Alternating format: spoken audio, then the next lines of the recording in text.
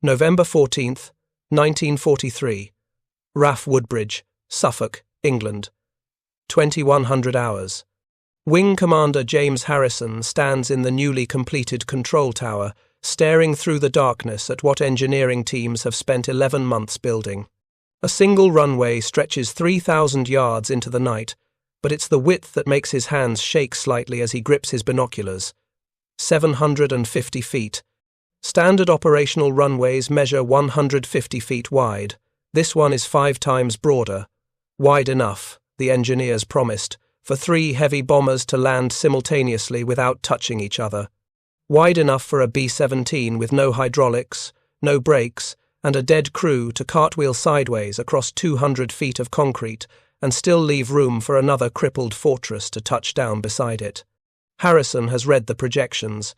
8th Air Force is losing bombers at a catastrophic rate, not just to German fighters and flak over the target, though those losses are staggering enough. The real nightmare is what happens after crews survive the mission, after they nurse their dying aircraft back across the North Sea, after they see the English coast and think they've made it home. That's when the hydraulics fail completely. That's when the last engine quits. That's when pilots realize their bomber has 300 miles of range left, but their base is 350 miles away. And that's when good men die in sight of safety, because there's nowhere left to land. Woodbridge is supposed to change that equation. The concept is simple and radical. Build 3 emergency landing strips along England's eastern coast, make them enormous, make them impossible to miss, and make them forgiving enough that even a pilot who's never landed a crippled bomber before can get his crew down alive. But tonight, Harrison doesn't know if the theory will work in practice. Tonight is the first operational test, and somewhere over the North Sea, a damaged B-17 is limping toward them with 2 engines out, and the pilot reporting that his landing gear won't lock down. What Harrison doesn't know yet is that this runway, and the technique crews will develop to use it, will become the most significant innovation in emergency aviation procedures of the entire war. By May 1945, over 4,200 aircraft will land here. Tens of thousands of airmen will walk away from crashes that should have killed them. And the 3-lane landing system will prove that sometimes saving lives requires breaking every rule about how aircraft are supposed to land. Between January and October 1943, the 8th Air Force's strategic bombing campaign reached unprecedented scale. Over 2,000 heavy bombers were operating from bases across East Anglia. Each aircraft carried 10 men and up to 8,000 pounds of high explosives deep into Nazi-occupied Europe. The missions were devastating for both sides. German cities burned, but American bombers fell from the sky in horrifying numbers. On August 17th, 1943, during the raid on Regensburg and Schweinfurt, the 8th Air Force dispatched 376 B-17s. 60 bombers were shot down over the target. Another 27 were so badly damaged they crashed, attempting to return to base, or were written off after emergency landings. That was a 23% loss rate in a single day. But those catastrophic numbers told only part of the story. For every bomber lost to enemy action, another returned so badly damaged that landing became a deadly gamble. Hydraulic systems, shredded by flak, left landing gear that deployed asymmetrically or not at all. Engines hit by cannon fire quit during final approach. Control surfaces damaged or destroyed made precise flying impossible. The statistics were grim. Between June and October 1943, the 8th Air Force recorded 147 landing accidents at operational bases in England. These weren't combat losses. These were crews who survived the mission over Germany, who flew back across defended airspace, who made it all the way home and then died because their aircraft couldn't execute the controlled approach that standard runways demanded. Flight Lieutenant Thomas Mackenzie, operations officer at RAF Molesworth, witnessed the pattern repeatedly. In his post-war memoir, he described watching a B-17 from the 351st Bomb Group attempt landing on September 4, 1943. The bomber had taken flak damage to its hydraulic system during a raid on Stuttgart. The pilot managed to get the left main landing gear down, but the right gear remained retracted. Standard procedure dictated attempting a landing with whatever gear you had. The theory was that skilled pilots could hold the aircraft level until speed bled off, then gently lower the gearless wing to the runway. In practice, the technique rarely worked. The bomber touched down on its left wheel.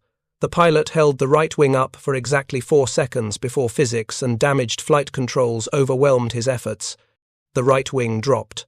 The propellers on that side struck concrete at 90 miles per hour. The aircraft slewed violently right, departed the runway, and flipped inverted into a drainage ditch. 3 crewmen died. 7 survived with serious injuries. The bomber was a complete loss. And the runway remained closed for 8 hours while wreckage was cleared, forcing other damaged aircraft to divert to bases farther inland with less fuel than the diversion demanded. If you're enjoying this deep dive into the story, hit the subscribe button and let us know in the comments from where in the world you are watching from today. The problem wasn't pilot skill. The men flying these bombers were among the best trained aviators in the world. They understood their aircraft. They knew emergency procedures. But they were being asked to perform precision landings in aircraft that no longer responded precisely. A bomber with damaged hydraulics or destroyed control surfaces didn't fly poorly. It flew unpredictably. The same control input that worked on one approach might kill you on the next. And standard runways offered no margin for error. At 150 feet wide and 6,000 feet long, operational bomber bases were built for undamaged aircraft executing controlled approaches. There was no room for lateral drift, no space for a bomber that touched down at the wrong angle, no forgiveness for the aircraft that couldn't stop straight. Air Chief Marshal Arthur Harris, commander of RAF Bomber Command, understood the mathematics of attrition.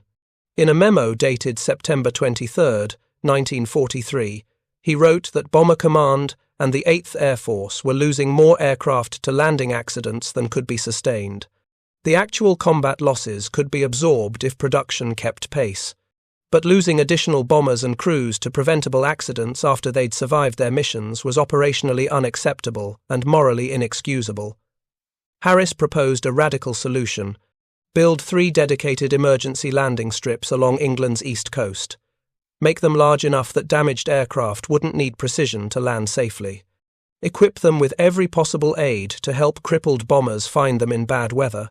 And most critically, design them so that multiple aircraft could land simultaneously without waiting for runways to be cleared. The concept came from an unexpected source. RAF Woodbridge, a fighter station in Cambridgeshire, had extended its main runway to 3 miles in 1940 to reduce landing accidents among night fighters returning in poor weather. The longer runway gave pilots more room to correct mistakes. But more importantly, the station's commander had authorized a practice that violated standard procedures. When multiple damaged bombers appeared overhead simultaneously, he allowed them to land on different sections of the runway at the same time. The technique was explicitly forbidden by RAF regulations. The risk of collision seemed unacceptable, but in practice, it worked. Between July and September 1943, RAF Woodbridge accepted 73 emergency landings by damaged bombers using simultaneous landing procedures. There were no collisions. No aircraft struck wreckage from previous crashes, and dozens of crews survived who would have run out of fuel waiting for runway clearance elsewhere. Harris seized on the concept. If one extended runway could handle 73 emergencies, imagine what 3 purpose-built emergency strips could accomplish. The proposal went to the Air Ministry on October 1, 1943. Approval came 6 days later. Construction orders were issued on October 8. The first strip, at Woodbridge in Suffolk, would be operational by mid-November. 2 more, at Manston in Kent and Carnaby in Yorkshire, would follow by spring of 1944. The engineering specifications were unprecedented. Each emergency landing ground would feature a single runway, 9,000 feet long and 750 feet wide. The width was the critical innovation. At 750 feet, the runway could be divided into 3 notional lanes, each 250 feet wide. That was wider than a standard operational runway. 3 damaged bombers could land side by side, or 1 bomber could drift laterally across the entire width while landing and still remain on prepared surface. The runways would run east to west, so aircraft approaching from Europe could line up for landing without complex turns. They would be equipped with FIDO, fog investigation and dispersal operation, a system that burned thousands of gallons of petroleum per hour along the runway edges to create enough heat to lift fog and provide visual reference in the worst weather. And most critically, the runways would have wide dispersal loops on both sides where crashed aircraft could be bulldozed off the runway surface within minutes, keeping the strip operational even while wrecked bombers were still burning. Construction on RAF Woodbridge began on November 2nd, 1943. 700 workers laboured around the clock. Over 1 million trees were cleared from Rendlesham Forest. Concrete was poured in continuous shifts.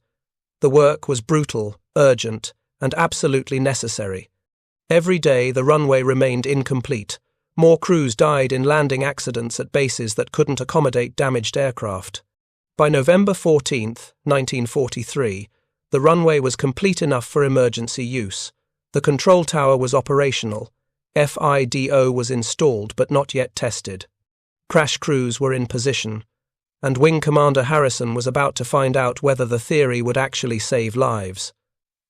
The call came at 20:04 hours. A B-17 from the 91st Bomb Group, call sign Lucky 7, was declaring an emergency. They'd taken flak damage during a raid on Bremen. 2 engines were out. The hydraulic system was compromised, and the pilot, First Lieutenant Robert Chen, was reporting that he couldn't get full down and locked indication on his main landing gear. Chen had enough fuel to reach his home base at Bassingbourn, but barely. And Bassingbourn's runways were standard width. If his gear collapsed during landing, he'd block the runway and prevent other damaged bombers in the formation from landing. The operations officer at Bassingbourn made the call: divert to Woodbridge. They'll have room for you even if everything goes wrong. Harrison watched the bomber appear on approach. Even at 2 miles out, he could see the asymmetric silhouette.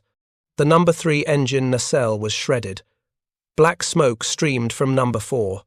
The aircraft was flying on 2 engines on the left side, with nothing but drag on the right.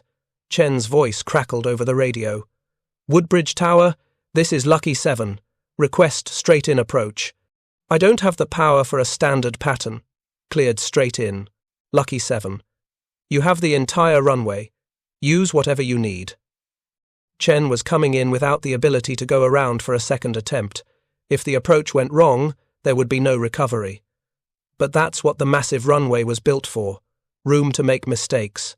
Room to get it wrong and still survive. The B-17 crossed the runway threshold at 140 miles per hour, 40 miles per hour faster than standard approach speed. Chen didn't have the power to fly slower. The aircraft touched down hard, main gear slamming into concrete with enough force to crack 2 of the tires. The right main gear, the one that hadn't shown locked indication, held for 3 seconds before the damaged hydraulic actuator failed. The gear collapsed. The right wing dropped. The propellers on that side struck the runway in a shower of sparks. Chen fought the controls, trying to keep the aircraft straight, but physics was in command now. The bomber slewed right, departed the centerline, and ground to a stop 400 feet from where it touched down. On a standard 150-foot runway, it would have gone off the prepared surface and flipped. On Woodbridge's 750-foot strip, it stayed on concrete the entire time.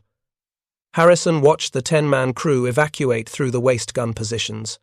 Every man walked away. And the critical moment came 30 seconds later. Another B-17, this one from the 306th Bomb Group, appeared on approach. The pilot had been listening to Chen's landing and knew the first aircraft was somewhere on the runway ahead.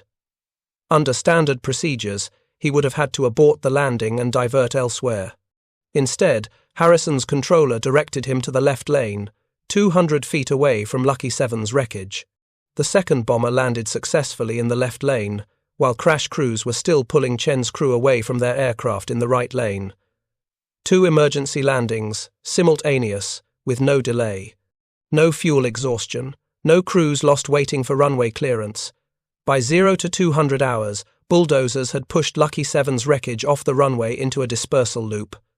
The runway was clear again, and Wing Commander Harrison was writing the after-action report that would define how the three-lane system would be used for the rest of the war.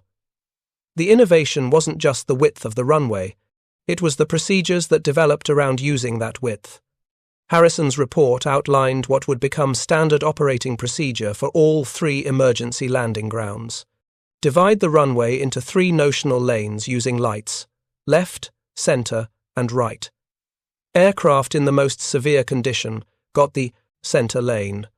Aircraft that could still manoeuvre somewhat got the left or right lanes, and controllers could stack up to 3 aircraft landing simultaneously, spacing them laterally across the runway width. The system worked because it solved the fundamental problem that killed crews at standard bases. At operational airfields, landing was sequential. One aircraft touched down, rolled out, and cleared the runway. Only then could the next aircraft land. If you had 5 damaged bombers overhead and the first one crashed on landing, the other 4 had to divert or orbit until the wreckage was cleared. And if fuel was already critical, diverting or orbiting meant some crews wouldn't make it. At Woodbridge, Manston, and Carnaby, landing could be parallel. 3 aircraft touched down within seconds of each other, using different sections of the massive runway. If one crashed, the others landed safely in their own lanes.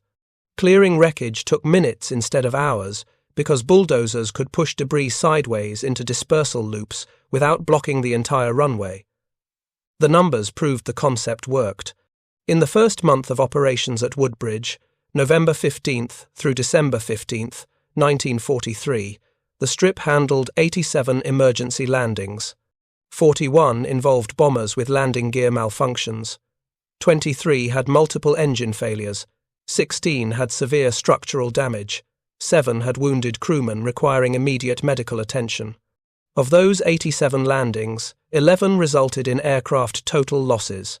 The bombers were destroyed during landing or had to be written off afterward, but in all 11 cases, the crews survived. On a standard runway, those 11 crashes would have blocked the field and prevented other aircraft from landing until wreckage was cleared. At Woodbridge, the other aircraft landed in different lanes, while crash crews extracted the survivors from the wrecks. Lieutenant William Morrison, a B-24 pilot with the 446th Bomb Group, landed at Woodbridge on December 23, 1943, after a mission to Osnabrück. His Liberator had taken flak damage that destroyed the nose wheel and compromised the main gear. He touched down in the right lane, and when his nose gear collapsed as expected, the aircraft settled onto its belly and slid 1,500 feet before stopping. Morrison's navigator, 2nd Lieutenant James Park, later wrote in his diary, "We watched another B-24 land in the left lane while we were still sliding down the runway. That would have been impossible anywhere else. At any other field, we'd have blocked the runway and the guys behind us would have had to ditch or bail out. Woodbridge's width saved 2 crews that night, not just ours." The 3-lane technique didn't eliminate landing accidents. Physics still applied. Aircraft with catastrophic damage still crashed. But the system provided multiple chances for survival, where standard procedures offered only one.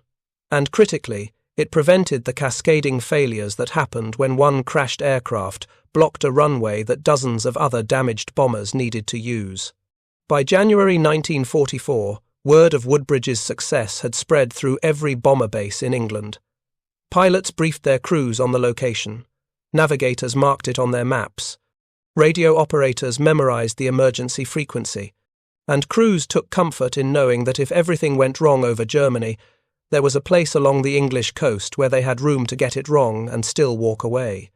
The technique reached Manston and Carnaby as those strips became operational in spring of 1944. The procedures were refined. Controllers developed hand signals for directing bombers to specific lanes. Ground crews learned to clear wreckage with increasing efficiency. And the 3 emergency landing grounds became a critical part of the strategic bombing campaign's infrastructure. What made the innovation particularly significant was that it emerged from necessity rather than theory. No aeronautical engineer had designed the 3-lane system in advance. No test pilots had validated it in controlled conditions. It developed organically from the desperate need to save crews who'd survived everything Germany could throw at them but were about to die because their damaged aircraft couldn't execute precise landings on narrow runways. And it worked because the innovation recognized a simple truth about emergency landings. Precision is impossible in damaged aircraft. But if you remove the need for precision, if you give pilots enough width to drift and enough length to stop, most of them will get their crews down alive. The parallel landing technique would save thousands of lives over the next 16 months. But first, it would face its severest test. On March 6, 1944, the 8th Air Force would launch its largest raid to date against Berlin. Over 600 heavy bombers would attack the German capital, and when they returned, many would be so badly damaged that even Woodbridge's massive runway would barely be enough to save them. March 6, 1944.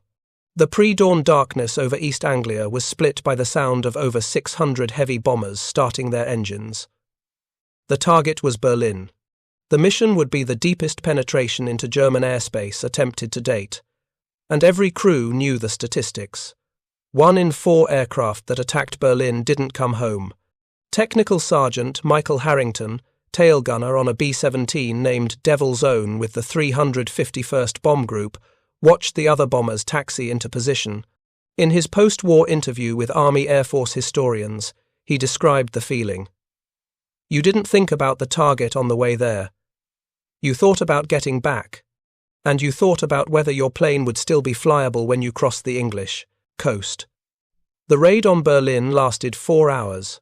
German fighters attacked in waves. Flak over the target was the heaviest American crews had yet encountered. By the time the surviving bombers turned west for home, 53 B-17s and B-24s had been shot down. Another 117 were damaged severely enough that pilots were already calculating whether they'd make it back to England. Devil's Own took a direct flak hit at 23,000 feet. The explosion destroyed the No. 2 engine completely and sent shrapnel through the cockpit. The co-pilot, Second Lieutenant David Chen, was wounded in the shoulder. The hydraulic lines running through the bomb bay were severed, and the pilot, Captain James Wellstone, realized within 30 seconds that his bomber was dying, but not dead yet. Wellstone feathered the destroyed engine and trimmed the aircraft to fly straight on 3 engines. The hydraulic pressure gauge showed 0. That meant no landing gear extension, no flaps, no brakes. The bomber could fly, but it couldn't land conventionally. Chen, despite his wound, stayed at the controls and helped Wellstone nurse the aircraft west. They crossed the North Sea at 8,000 feet, losing altitude slowly as the remaining engines struggled to maintain power. Wellstone radioed ahead to his base at Polebrook. The operations officer made the decision immediately. Devil's Own couldn't land on Polebrook's standard runway without gear. Divert to Woodbridge. But Devil's Own wasn't alone. As the surviving bombers from the Berlin raid approached England, controllers realized they were facing the largest emergency landing scenario of the war. 64 bombers were reporting damage severe enough to require emergency landings. 23 had landing gear malfunctions. 15 had multiple engine failures. 8 had structural damage affecting flight controls, and all of them were converging on the 3 emergency landing strips simultaneously. At RAF Woodbridge, Wing Commander Harrison looked at the plot board showing incoming aircraft. 12 bombers were already declaring emergencies and heading for his runway. Standard sequential landing procedures would take over an hour to get them all down. Some of the aircraft didn't have an hour of fuel remaining. Harrison made the call that would define how the 3-lane system operated under maximum stress. We're landing them in waves, 3 at a time, left, center, and right lanes. Most critical aircraft get center lane. Space them 30 seconds apart. Next wave lands as soon as the previous wave clears the touchdown zone. The first wave arrived at 1400 hours. 3 B-17s, all with gear problems, all low on fuel. The controller directed them to their assigned lanes. Left, center, right. The bombers approached in a line abreast formation, separated laterally by 250 feet. From the control tower, Harrison watched through binoculars as all three aircraft touched down within 10 seconds of each other. The center aircraft's gear collapsed on impact, exactly as expected. The bomber slid on its belly, throwing sparks, but stayed in its lane. The left and right aircraft rolled out successfully on damaged landing gear that barely held together. Crash crews were already moving before the aircraft stopped. Bulldozers positioned near the dispersal loops waited for orders. And 30 seconds later, the next wave was on approach. Technical Sergeant Harrington, in Devil's Own, was in the fourth wave. Wellstone brought the bomber in without flaps or gear, committed to a belly landing. The controller assigned them the right lane. Harrington described what he saw from his tailgun position. "We were coming in at about 160 miles per hour, way too fast, but we had no flaps to slow down. I could see two other bombers landing to our left, all three of us touching down at the same time. When we hit, the whole aircraft shook like it was coming apart. We slid forever, but we stayed straight. And we stayed on the runway." Devil's Own slid 1,800 feet before stopping. The crew evacuated through the radio room hatch. All 10 men survived. And behind them, the fifth wave was already on final approach. Between 1400 hours and 1700 hours on March 6, 1944, RAF Woodbridge handled 43 emergency landings. RAF Manston took 31. RAF Carnaby accepted 18. 92 damaged bombers landed at the 3 emergency strips in 3 hours. 27 were total losses, destroyed during landing. But of the 920 crewmen aboard those aircraft, 896 survived. The numbers told the story that theory couldn't. Sequential landing procedures at standard bases would have meant aircraft orbiting, waiting for runway clearance, burning fuel they didn't have. The 3-lane system meant landing immediately, in parallel, with room for mistakes. Lieutenant Colonel Donald Freeman, operations officer for the 8th Bomber Command, flew to Woodbridge the following day to observe the aftermath. He walked the runway and counted the scars. 43 separate impact points where aircraft had touched down, prop strike marks where engines hit concrete, long gouges where bombers slid on their bellies. In his after-action report, dated March 8, 1944, Freeman wrote, "The width of this runway is the difference between acceptable losses and catastrophic losses. Had these aircraft been forced to land at standard bases, we would have lost at minimum 30 additional bombers to fuel exhaustion or landing accidents. More critically, we would have lost approximately 300 additional crewmen. The 3-lane emergency landing system is not merely effective, it is essential to sustaining strategic bombing operations." The March 6th emergency became the template for managing mass casualty landing scenarios. Controllers refined the procedures. Wave spacing was formalized at 30-second intervals. Lane assignments prioritized aircraft with the least control authority in the center lane, where lateral drift mattered less. And ground crews developed rapid response protocols that could clear wrecked aircraft from lanes in under 10 minutes. By April 1944, the 3 emergency landing grounds were handling an average of 40 emergency landings per week. The breakdown of damage types revealed why the system was so necessary. 38% of emergency landings involved landing gear malfunctions. 27% involved multiple engine failures. 18% involved structural damage affecting control surfaces. 12% involved wounded crewmen requiring immediate medical attention. And 5% involved multiple catastrophic failures simultaneously. What made these landings survivable was the fundamental change in how emergency procedures were executed. At standard bases, the goal was precision. Execute the correct procedures, maintain the right speeds, touch down in the right place. At Woodbridge, Manston, and Carnaby, the goal was forgiveness. Get the aircraft on the ground anywhere within 750 feet of width and 9,000 feet of length. Stay roughly straight. Let physics do the rest. If you find this story engaging, please take a moment to subscribe and enable notifications. It helps us continue producing in-depth content like this. Captain Richard Summers, a B-24 pilot with the 448th Bomb Group, exemplified the difference during a landing on April 19, 1944.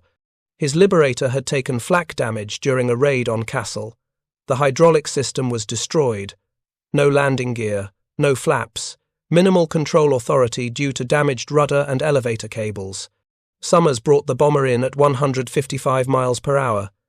He touched down in the center lane, but immediately began drifting left. The damaged controls weren't responding properly. On a standard runway, he would have departed the prepared surface within 3 seconds. On Woodbridge's 750-foot runway, he drifted left for 400 feet, nearly crossing into the left lane. Before friction and what little control authority remained, brought the aircraft back towards center. The bomber slid to a stop, diagonally across the center and left lanes. It had traveled laterally almost 500 feet from initial touchdown, and the crew walked away uninjured. Summers later told investigators, "I wasn't flying the airplane during that landing. I was just trying not to kill my crew. The runway width gave me room to fail at flying and still succeed at surviving." The innovation extended beyond just physical width. The 3-lane system changed how pilots thought about emergency landings. Instead of treating a belly landing or gear-up landing as a catastrophic failure, requiring perfect execution, the system normalized it as a manageable emergency with acceptable risk. Training materials began incorporating 3-lane techniques. Pilots were briefed that if their aircraft was damaged beyond the capability for precise flying, they should immediately divert to the nearest emergency landing ground. Don't try to make it back to your home base.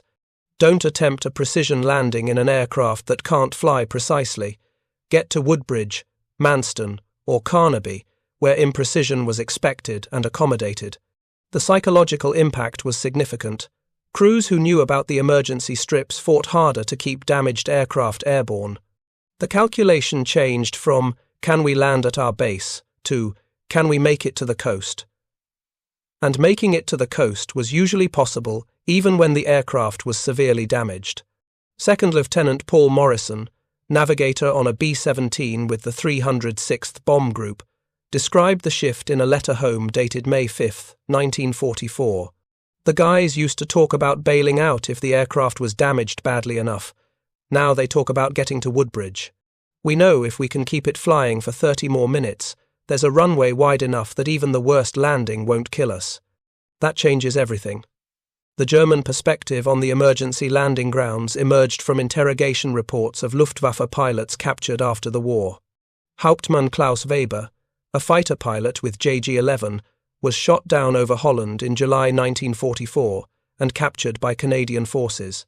During interrogation, he revealed that German intelligence had identified the 3 emergency strips and understood their purpose. "We knew about the large runways on the English coast," Weber told his interrogators. "We called them the Rettungsstreifen, the rescue strips. Our pilots tried to ensure that damaged American bombers could not reach them.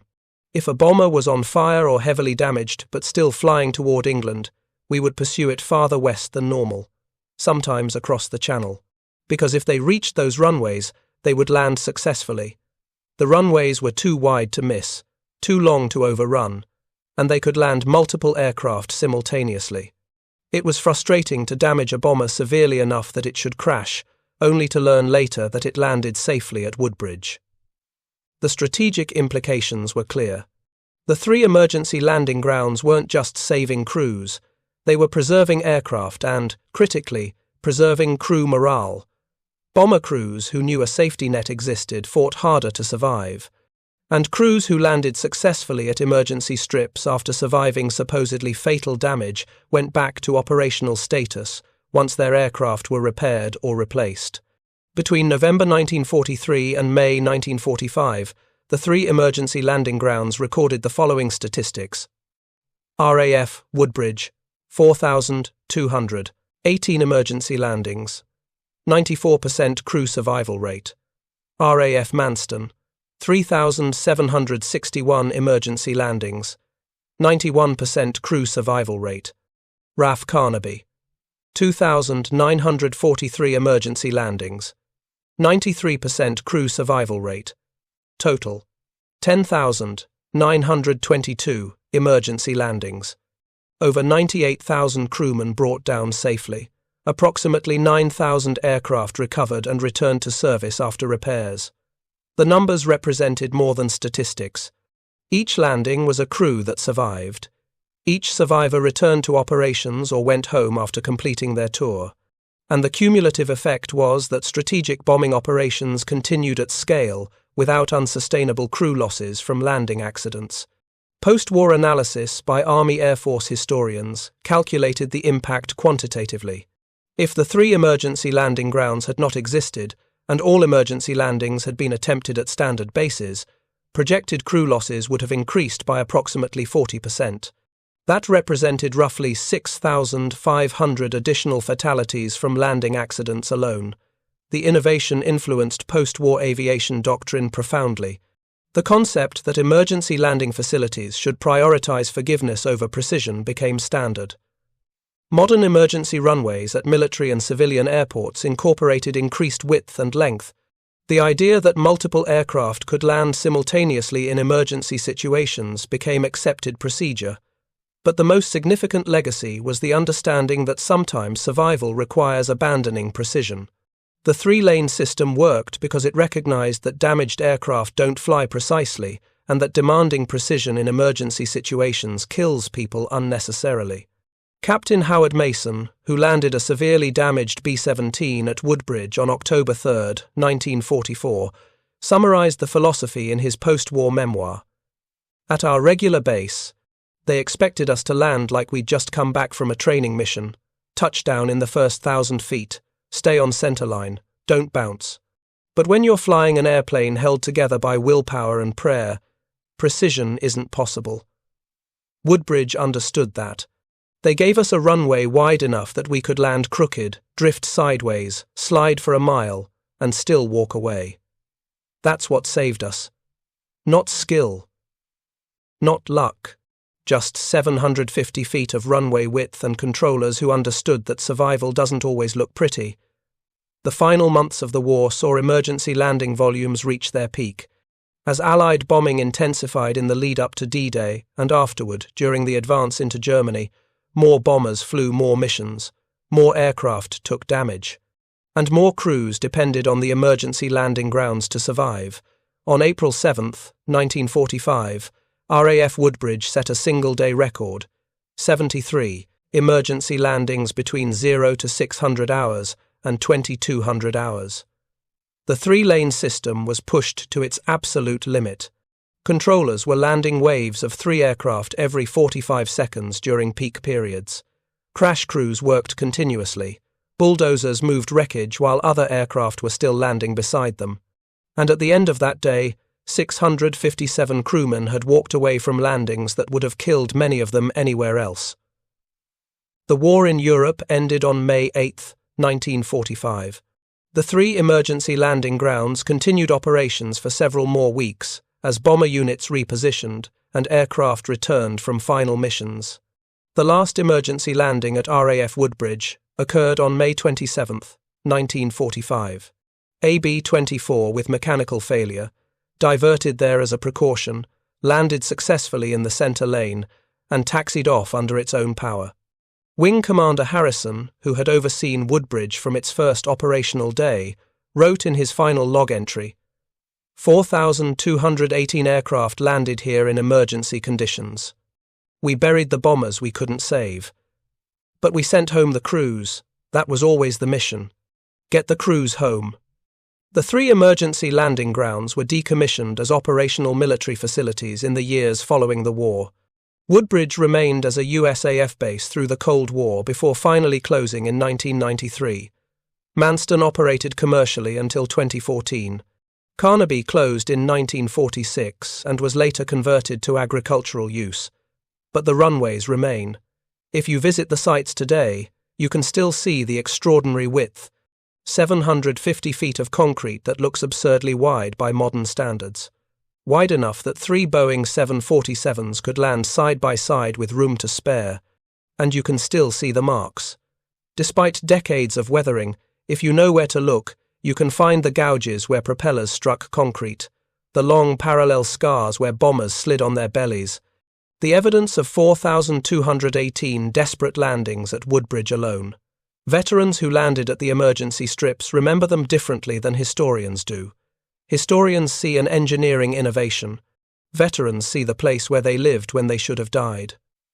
Technical Sergeant Michael Harrington returned to RAF Woodbridge in 1987 for the dedication of a memorial plaque. He stood on the runway where Devil's Own had belly landed 43 years earlier. A reporter asked him what the 3-lane runway meant to him. "It meant I got to go home," Harrington said. "It meant my pilot didn't have to be perfect when the airplane wouldn't let him be perfect. It meant that when everything went wrong, we had room to get it wrong and still survive. That's what this runway was, room to fail at flying and still succeed at living." At Woodbridge, Manston, and Carnaby wasn't technological sophistication. It was understanding. Understanding that emergency landings are chaotic, that damaged aircraft don't cooperate. That precision is impossible when systems are failing and structures are compromised. And that if you want crews to survive, you don't demand the impossible. You build runways wide enough to accommodate the reality of what desperate men in dying aircraft can actually accomplish. The 3-lane emergency landing system saved over 10,000 aircraft and nearly 100,000 crewmen during World War II. It did so not by making landing easier, but by making failure survivable. And that distinction, between making something easier and making failure survivable, defined the difference between dying in sight of home and walking away to fly another day. Thank you for watching. For more detailed historical breakdowns, check out the other videos on your screen now, and don't forget to subscribe.